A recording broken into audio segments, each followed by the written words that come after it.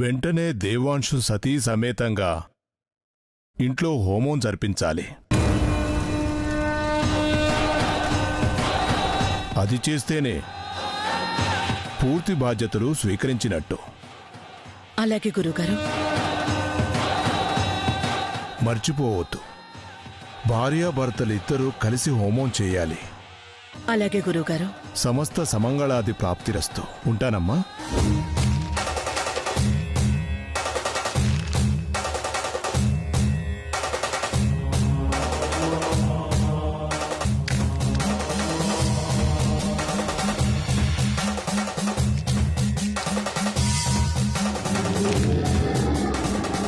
విన్నారు కదా గురువుగారు ఏం చెప్పారో? భార్యాభర్తలిద్దరూ కలిసి హోమంలో కూర్చోవాలట.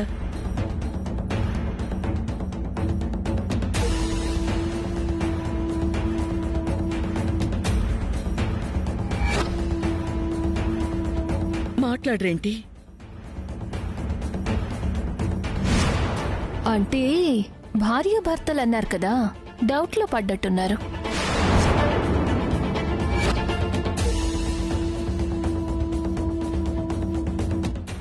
ఊర్మిళ, ఇంతకు ముందులా కాదు. ఇంట్లో పరిస్థితి ఏంటో తెలుసుకుని మాట్లాడు.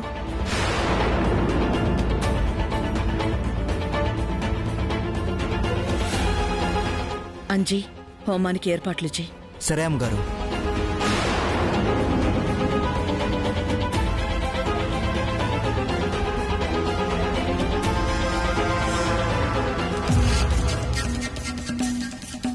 గురుగారు, గురుగారు. ఏమిటి నాయనా? ఇందాక పెదనాన్నకి అన్నీ తెలుసు అన్నారు కదా, మీకేవో మహిమలుంటాయి కదా, అవన్నీ మీకు తెలుస్తాయా? ఎన్నో విషయాలు ఎందరికో తెలుస్తాయి నాయనా. కాని పాపం పండినప్పుడు అవి ఎవరి ద్వారా బయటపడాలో వారి ద్వారానే బయటపడతాయి.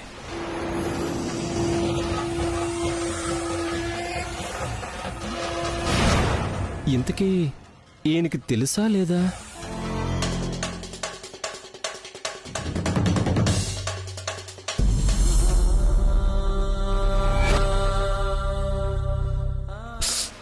జాగ్రత్త.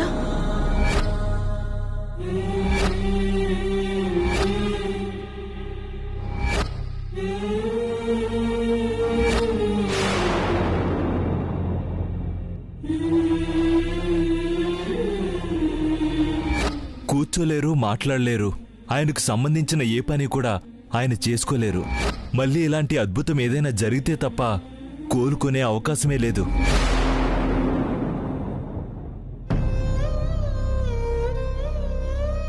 కళ్ల ముందు మహారాజులా తిరిగే కొడుకు అలా కదలక మెదలక పడుండడం చూస్తుంటే గుండె తరుక్కుపోతుంది కౌసల్య.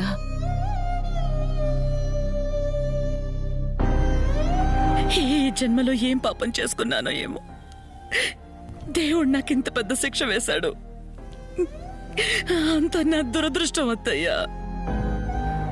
దురదృష్టం కాదత్తయ్య గారు, మావయ్య గారు ప్రాణాలతో ఉండటం అదృష్టం. గురువుగారు చెప్పిందంతా విని కూడా మళ్ళీ ఇలా మాట్లాడుతున్నారేంటి?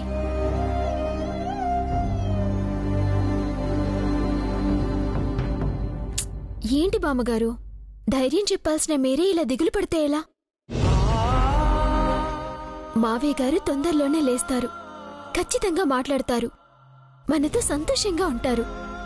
నేను చెప్తున్నాను కదా, జరుగుతుంది. నీ నోటి వెంట వింటుంటే జరిగిపోతుందనే అనిపిస్తుందమ్మా. కదా, జరిగిపోతుంది బామ్మగారు. అత్తయ్య గారికి కూడా ఆ మాట చెప్పి సంతోషంగా ఉండమనండి.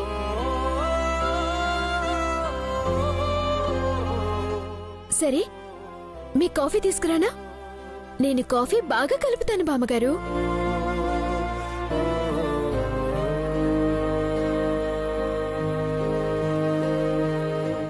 ఈ అమ్మాయిని చూస్తుంటే మన కోసమే, మన సంతోషం కోసమే వచ్చినట్టు అనిపిస్తుంది కౌసల్య. ఏదో ఉంది అమ్మాయిలో. ఎంత బాధనైనా ఎలా సంతోషంగా మార్చేస్తుందో చూసావా? చూస్తూనే ఉన్నానత్తయ్యా. కానీ ఇదంతా నా కోడలు చేస్తుంటే సంతోషించేదాన్ని. అసలు నా కోడలేం చేస్తుంది అత్తయ్య? ఒక్కరోజు కూడా ఒక్క పని చేయడం చూడలేదు.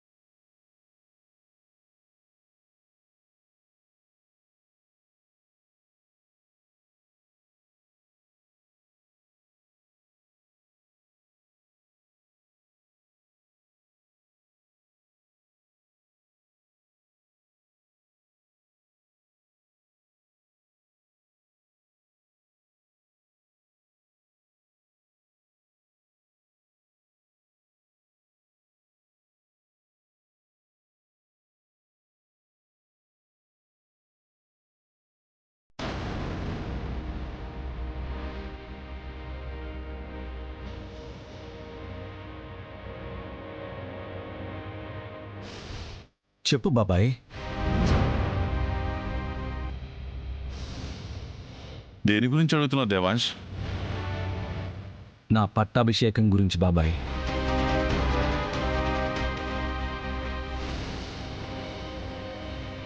రాత్రి నాకు అర్హత లేదని వాలి అన్నయ్యకి పట్టాభిషేకం చేయాలనుకున్న నాన్న తెల్లవారేసరికి నిర్ణయం ఎందుకు మార్చుకున్నారు?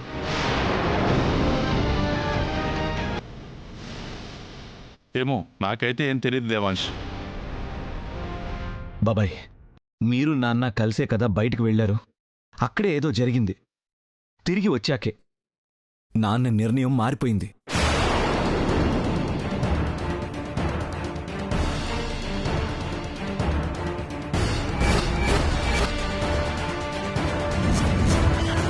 ఏమంటున్నారు? తిరిగొచ్చాకే ఏదో చెప్తూ నీకు ఈ విషయం తెలియాలి. అమ్మా, వింటున్నావా? నానా దేవాంశ్, నువ్వు కూడా వినాలరా.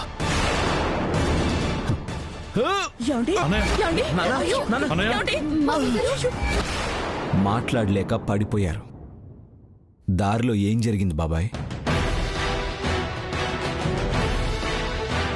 ఏముంది, తిరిగి వస్తుండగా దారిలో ఒక ఆవిడ కలిసి గుళ్ళో జరిగిందంతా నిజం కాదు, ఎవరో కావాలని చేశారని చెప్పింది.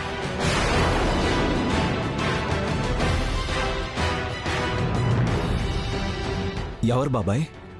దాని గురించి తెలుసుకునే లోపే ఓ ఫోన్ వచ్చింది. ఏమంటున్నారు?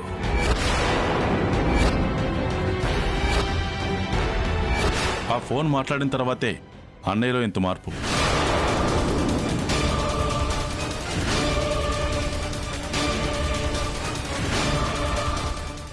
ఎవరు నాకు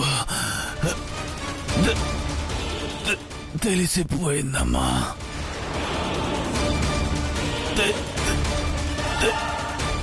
దేవాంశ్,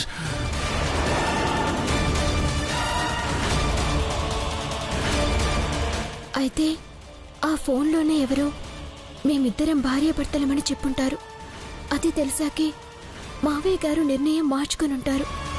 కానీ ఆ ఫోన్ చేసిందెవరు? నా పెళ్లి రహస్యం మా ఇంట్లో వాళ్ళకి మాత్రమే తెలుసు కదా, వేరెవరూ ఎలా చెప్పగలిగారు? ఫోన్ చేసింది ఎవరు బాబాయ్? ఏం చెప్పారు? ఎవరు చేశారో తెలిస్తే మా ఇద్దరికే పెళ్లి జరిగిన సంగతి ఆయనకి తెలిసిపోతుంది. ఈ నిజం బయట పెట్టడం ఇష్టం లేకే దేవుడు మావయ్య గారిని ఈ పరిస్థితిలో ఉంచాడనుకుంటే ఇంకో తలుపు తెరిచే ఉంచాడా? చెప్పండి బాబాయ్, ఎవరు ఫోన్ చేశారు? ఏం చెప్పారో చెప్పండి. నాకు తెలియదు దేవాంశ్. ఆ ఫోన్ వచ్చాక అన్నయ్య మొహం మొత్తం మారిపోయింది. ఏమైందని అడగడానికి కూడా నాకు ధైర్యం సరిపోలేదు. కానీ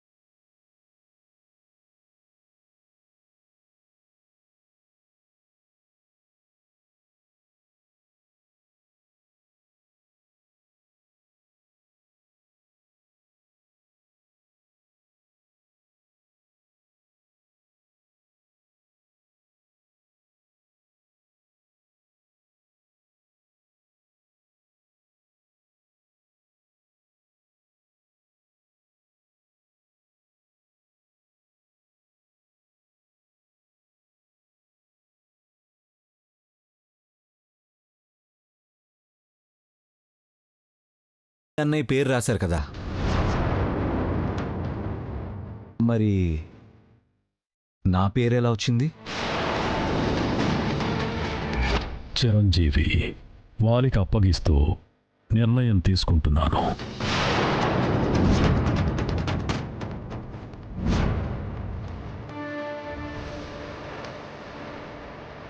ఏమో నాకు తెలియదు దేవాంశ్. బాబాయ్, రాసింది మీరు, రాశాక వాటిని భద్రపరిచింది మీరు. మీకు తెలియకుండా ఆ పేరెలా మారిపోతుంది? అసలు అక్కడ పేరు మారినట్టు దిద్దుబాటు కూడా లేదు. డైరెక్ట్గా నా పేరే రాశారు. అది రాసింది మీరే కదా బాబాయ్?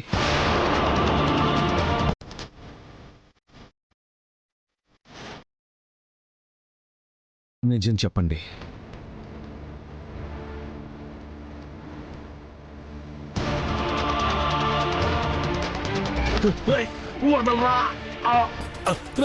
వదులు.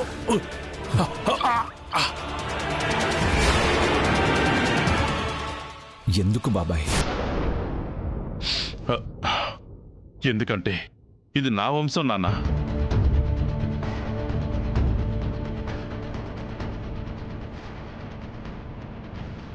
అన్నయ్య ఎలా అయితే వంశ బాధ్యతల్ని సరైన అర్హత ఉన్నవాడికి అప్పగించాలనుకున్నాడు, నేను అలాగే అనుకున్నాను.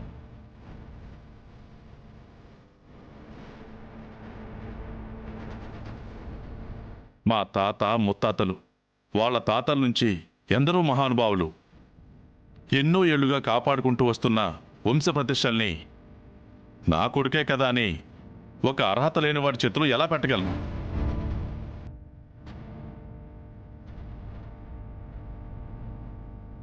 నువ్వేంటో నాకు తెలుసు నాన్న.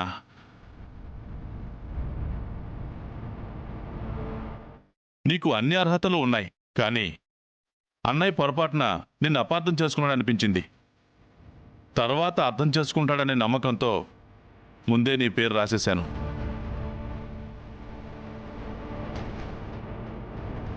ఇంత పెద్ద బాధ్యత నా భుజాన వేశారు. చేయి పట్టుకుని నడిపించే పరిస్థితిలో నాన్న లేరు.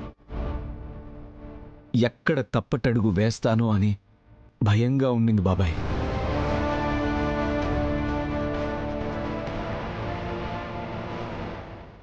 ఇప్పుడు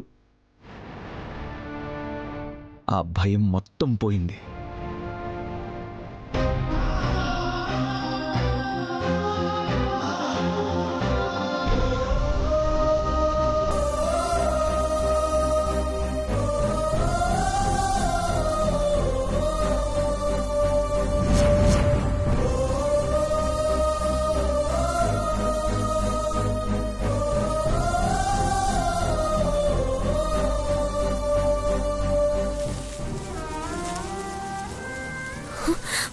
అయ్యో,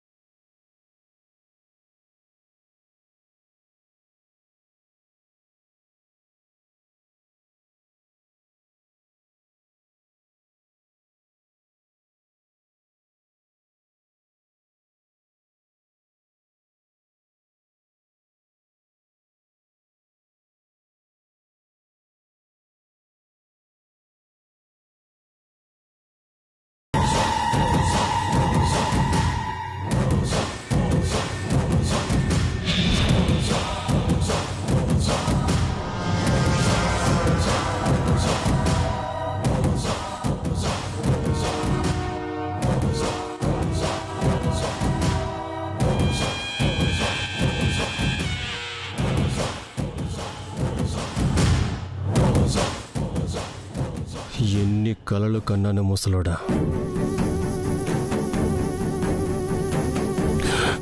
ఎన్ని ఆశలు పెట్టుకున్నాను.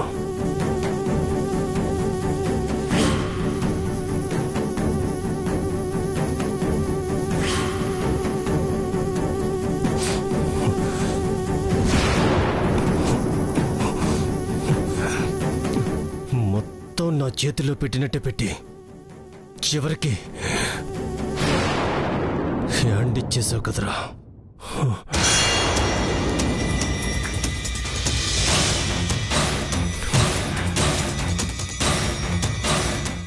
ఎంతో కష్టపడి దేవాంష్కి అర్హత లేదని నువ్వు నమ్మేలా చేస్తే మళ్ళీ తెల్లారేసరికి వాడు మంచోడెలా అయిపోయాడు. ఓ, ఎవరు చేశారో ఏం చేశారో నీకంతా తెలిసిపోయిందన్నావు కదా. రేయ్, ఏం తెలిసిపోయింది? నేను ఊర్మిళ కలిసి అంతా చేశామని తెలిసిపోయిందా? లేకపోతే నిన్ను మెల్లగా చంపడం కోసం రోజు నువ్వు తాగే పాలల్లో స్లో పాయిజన్ కలిపానన్న సంగతి కూడా తెలిసిపోయిందా?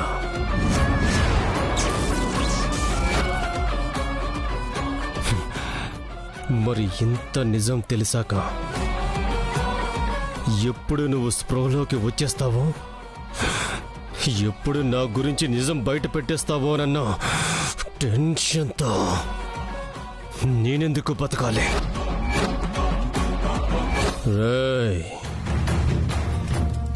అసలు నాకెంత ద్రోహం చేసిన నువ్వు ఇంకా ఎందుకు ప్రాణాలతో ఉండాలి?